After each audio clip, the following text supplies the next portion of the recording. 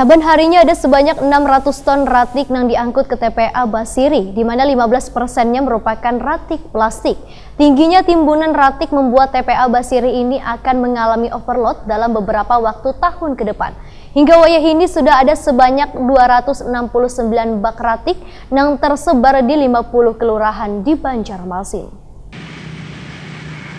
Saban harinya ada sebanyak 600 ton ratik yang diangkat ke TPA Basiri, di mana 15%-nya merupakan ratik plastik. Tingginya timbunan ratik itu seiring meningkatnya jumlah penduduk, bahkan akan membuat TPA Basiri ini akan mengalami overload dalam beberapa waktu tahun ke depan. Wali Kota Banjarmasin Ibnu Sina Wirtakoni Prima TV Baisukan Selasa, 3 Desember 2019 memedahkan, jika melihat TPA Basiri yang sebelumnya telah dibangun sejak 2000 lalu, dengan lahan seluas 39 hektar, potensi ratik di Banjarmasin mencapai 500 sampai 600 ton saban harinya, maka diperkirakan TPA Basiri pun wayah ini sudah penuh. Diskusi publik bersama generasi milenial ini, ujar Ibnu Sina, diharapkan generasi penerus bangsa ini bisa bersama-sama mengkampanyekan lingkungan dengan membuang ratik pada wadahnya melalui media sosial. Karena ratik yang dihasilkan saban harinya kadang hanya meliputi ratik plastik, namun juga ratik dari sisa makanan wan sayuran.